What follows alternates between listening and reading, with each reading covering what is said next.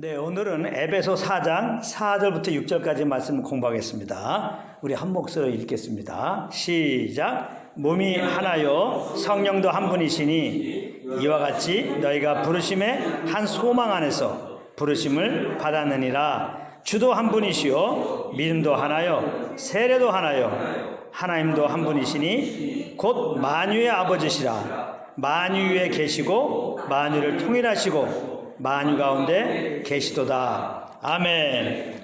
오늘은 동일한 본문을 가지고 지난 시간에 이어서 두 번째 시간을 갖도록 하겠습니다. 지난 시간에는 그리스도의 몸인 교회가 하나인 것에 대해서 공부했습니다. 그런데 이 교회 하나됨을 누가 하셨다고 그랬습니까? 성령으로 하나된 것이라고 그랬습니다. 오늘은 4절에 성령도 한 분이시니 라는 말씀을 가지고 공부하도록 하겠습니다. 그런데 5절에 보면은 주도 한 분이시요 그랬고 6절에 보면 하나님도 한 분이시니 그랬습니다. 그러니까 4절은 성령 하나님을, 5절은 성자 하나님을 말씀하신 것이고 6절은 성부 하나님을 말씀하고 있는 것임을 알 수 있는데요. 성령도 한 분이시고 성자도 한 분이시고 성부도 한 분이시라는 것입니다. 그런데 성령도 하나님이시고 성자도 하나님이시고 성부도 하나님이시지 않습니까? 그렇다면 하나님은 세 분이라고 해야 할 텐데 성경은 하나님은 한 분이시라고 말씀하고 있습니다. 왜 그럴까요? 이것은 우리의 이성으로는 다 알 수 없는 부분입니다. 이런 경우는 우리 지혜의 한계를 인정하고 그저 성경이 말씀하신 대로 그렇게 믿고 따르면 되는 것입니다. 그러나 분명한 것은 하나님은 한 분이시다라고 할 때 하나의 의미는 숫자적인 의미의 하나가 아니고 유일하다는 의미의 하나라는 것입니다. 하나님만이 유일하신 신이다, 참 신이다, 이 말씀입니다. 신명기 6장 4절입니다. 이스라엘아 들으라, 우리 하나님 여호와는 오직 유일한 여호와시니, 이렇게 말씀하고 있습니다. 그리고 하나님이 한 분이시라고 할 때 그 의미는 성부, 성자, 성령 하나님은 동일하게 하나로 역사하신다는 것입니다. 예를 들어 우리를 구원하신 것을 보면 성부 하나님은 그리스도 안에서 우리를 택하셨고 예수님은 우리를 죄에서 구원하시기 위하여 십자가에서 우리 대신 피 흘려 죽으시고 4일 만에 부활하였습니다. 그리고 성령 하나님은 우리에게 그 복음을 듣고 회개케 하시고 주 예수님을 믿고 거듭나게 하시고는 지금 믿는 우리들 안에 거하고 계신 것입니다. 그러므로 우리의 구원이 되시는 성부, 성자, 성령은 우리로 찬양받기에 합당하시고 모든 영광을 받기에 합당하신 유일한 하나님이신 것입니다. 자, 오늘의 주제 성령도 한 분이시라는 말씀으로 돌아가겠습니다. 이 한 분 성령님으로 우리가 예수님을 구주로 알고 믿어서 이렇게 그리스도 안에서 하나로 모이게 된 것인데요. 그러므로 성령이 하나 되게 하신 것을 지키는 길은 우리가 모일 때마다 함께 하시는 성령의 인도하심을 받는 것입니다. 그런데 현실을 보면 나름 성령의 인도하심을 받는다고 하는데 교회가 하나가 되지 못할 때가 있음을 볼 수 있습니다. 이것은 왜 그럴까요? 자기는 성령의 인도함을 받았다고 했지만 실은 자기 정욕을 따랐기 때문에 그런 것입니다. 성령의 인도하심을 받은 열매는 성도와 화평한 관계를 맺게 되는 것입니다. 왜냐하면 성령은 우리의 정으로 관계를 맺게 하시는 것이 아니라 우리가 받은 그 그리스도의 십자가의 사랑으로 관계를 맺게 하시기 때문입니다. 그러므로 성령의 인도하심을 받으면 형제의 연약함과 허물이 문제가 되지 않는 것입니다. 오히려 그것은 우리의 연약함과 허물을 담당해 주셨던 그리스도의 십자가의 사랑을 더 알게 되는 기회가 되어서 이전보다 더 연합되는 결과를 얻게 되는 것입니다. 그러나 성령의 인도하심을 받지 않으면 무엇으로 행하게 되는 것입니까? 내 정욕을 따라 행하게 되는 것입니다.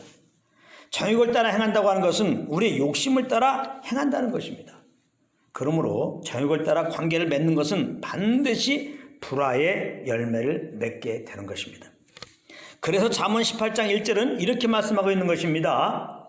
무리에게서 스스로 갈라지는 자는 자기 소욕을 따르는 자라 온갖 참 지혜를 배척하느니라. 이렇게 말씀하고 있습니다. 물론 그 무리가 이단이거나 다른 복음을 전한다면 거기서 나오는 것이 성령의 인도하심입니다. 왜냐하면 성령님은 진리로 인도하시는 분이시기 때문에 그렇습니다. 그러나 복음이 터 위에서 모인 무리 가운데서 함께 하자는 지체들의 권면을 무시하고 성령의 인도하심이라고 하면서 나가는 것은 자기 소욕을 쫓아 그렇게 행하는 것이라는 말씀입니다. 그리고 나가지는 않더라도 그 무리의 하나됨을 깨는 자리에 있는 건 역시 자기 정욕으로 말미암아 그렇게 하는 것이다, 이 말씀입니다. 다 자기의 어떤 기대하고 있는 바가 채워지지 않으니까 그렇게 하나됨을 허는 자리에 가게 되는 것입니다.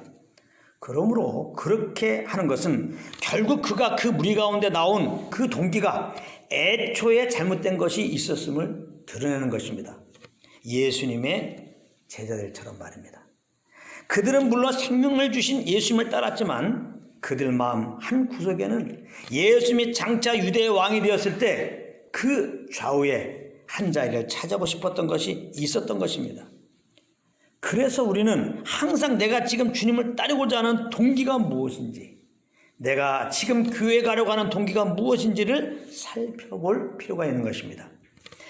만약 오직 나를 교회에서 구원하여 주신 주님을 더 알기 원하는 마음이었다면 내가 속한 무리 가운데서 어려운 일을 당해도 문제가 되지 않는 것입니다.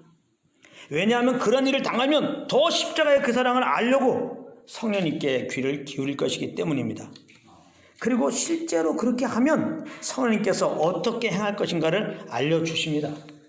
그러나 애초에 주님의 제자들처럼 주님께 나가는 동기에 내 욕심이 손톱만큼이라도 끼어 있었다면 굉장히 중요합니다. 언젠가는 무리 가운데서 하나됨을 깨는 짓을 한 번은 하게 되는 것입니다. 왜냐하면 오직 주님 한 분만으로 만족하는 정금 같은 신명으로 빚으려고 우리를 부르신 주님의 간섭 때문에 그렇습니다. 주님은 그런 일을 통해 우리 안에 있는 욕심의 불순물을 드러내시는 것입니다.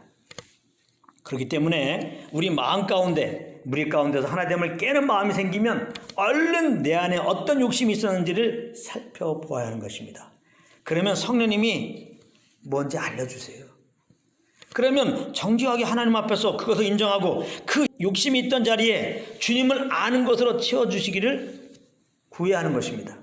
그러면 하나님께서는 그런 욕심 있는 우리를 그럼에도 지금까지 그대로 받아주셨고 그것을 주님 앞에 정직하게 내려놓기를 기다리고 계셨던 주님의 그 오래 참으시는 사랑을 깨닫게 해 주시는 것입니다. 그러므로 우리가 꼭 되새겨야 할 것은 성령님은 한 분이시라는 것입니다. 우리가 이분의 인도하심 아래 있다면 우리가 서로 하나 될 수밖에 없다는 사실입니다. 혹 무리 가운데 불화가 생기면 더 이상 자기를 주장하지 않고 성령을 쫓아 그리스도의 십자가의 사랑으로 서로 화평케 하는 자리에 가게 된다는 것입니다. 그래서 결국은 그 무리가 더 견고한 연합이 되게 하는 통로들이 되게 된다는 것입니다. 그러므로 우리가 모일 때마다 이렇게 한 분이신 성령의 인도하심 아래 있어서 성령이 하나 되게 하신 것을 힘써 지킴으로 모든 영광을 주님께 돌리는 한 분 한 분 되시기를 우리 주 예수 그리스도 이름으로 축복합니다.